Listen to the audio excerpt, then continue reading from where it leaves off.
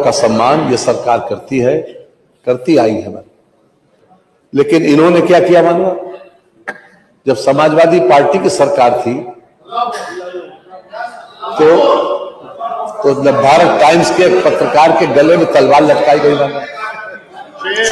सीतापुर में एक पत्रकार की हत्या हुई मानव, उससे जुड़े हुए उसका जो केस रिकवर हुआ, उसमें दोनों जिन्होंने शूटर थे, जिन्होंने मारा, वाजपेयी जी की हत्या जिन्होंने की, वो किससे जुड़े हुए थे भाई?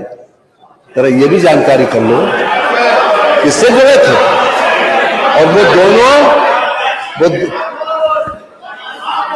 आरोप लगा रहे हैं एक पार्टी पर, तो आपको सबूत के साथ बात करनी चाहिए। अगर आपका सबूत के साथ बात कर रहे हैं, वो दोनों हिस्ट्री शीटर थे और उनका कहीं न कहीं संबंध आपसे भी जोड़ता है। ये और वो अब इस दुनिया में नहीं है, अब इस दुनिया में नहीं है मानव। वो तो यमलोक चले गए, वो अभी 4 दिन पहले यमलोक गए मानव।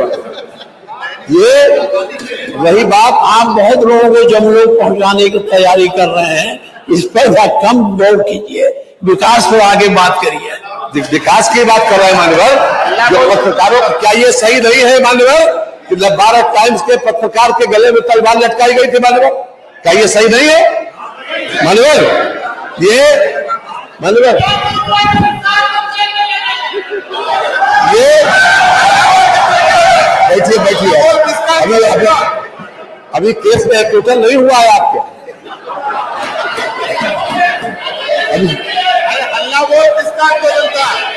मानव पत्रकारों के लिए सुने हमारी सरकार, दोनों तरफ हो गया हमारी सरकार ने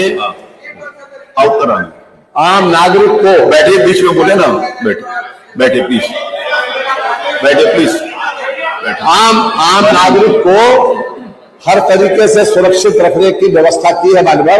और इस सरकार की सबसे बड़ी उपलब्धि यही है कि ये सरकार रूल ऑफ लॉ और कानून के शासन पर विश्वास करती है और हर नागरिक की सुरक्षा, हर नागरिक सुरक्षित रहे, इसके लिए पुख्ता इंतजाम हर जिले में और पूरे मंडलों में किया गया मानव।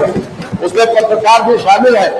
और जहां तक पत्रकारों का सवाल है, एक समिति बनी है मानव जिलाधिकारी की अध्यक्षता में, उसमें पुलिस अधीक्षक भी सदस्य है, सूचना अधिकारी उसके सदस्य सचिव है, और उसमें 4 सीनियर पत्रकार रखने की मानव व्यवस्था है। ये ऑलरेडी है। अगर कोई शिकायत आती है उस समिति के सामने, वो समिति 2 महीने में एक बार बैठती है, कोई शिकायत आती है उसमें विचार होता है, उससे संतुष्ट होने के बाद ऊपर उसको भेज दिया जाता है मानव। ये व्यवस्था है मानव। प्रश्न संख्या 7 मोहम्मद फहीम इरफान। अन्य अध्यक्ष जी, आपने मुझे जनहित से जुड़े मेरे एक महत्वपूर्ण प्रश्न पर मंत्री जी से पूरा पूछने का मौका दिया। मैं आपका दिल की गहराई से शुक्रिया अदा करता हूं। ये जो मेरा जो सवाल है जल शक्ति मंत्री जी से था, क्या जल शक्ति मंत्री जी बताने की कृपा करेंगे कि अब तक जो है, क्योंकि ये जल जीवन मिशन का जो कार्य है वो सभी सारे विधायक बैठे हैं, वो सारे विधायक अपने अपने विधानसभा क्षेत्र में इस पूरे प्रकरण से बेनता दुखी है।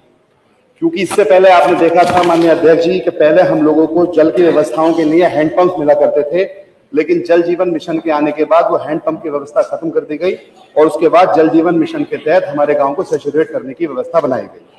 उसके बाद माननीय अध्यक्ष जी, हालात ये हुए कि जिन ठेकेदारों को काम दिया गया, उन ठेकेदारों ने वो काम लेकर आगे काम सबलेट कर दिया और गांव के अंदर पूरे के पूरे जो सीसी के कार्य कराए गए थे या जो भी कार्य विकास के हुए थे वो उन ठेकेदारों ने पूरी तरीके से तोड़ दिए।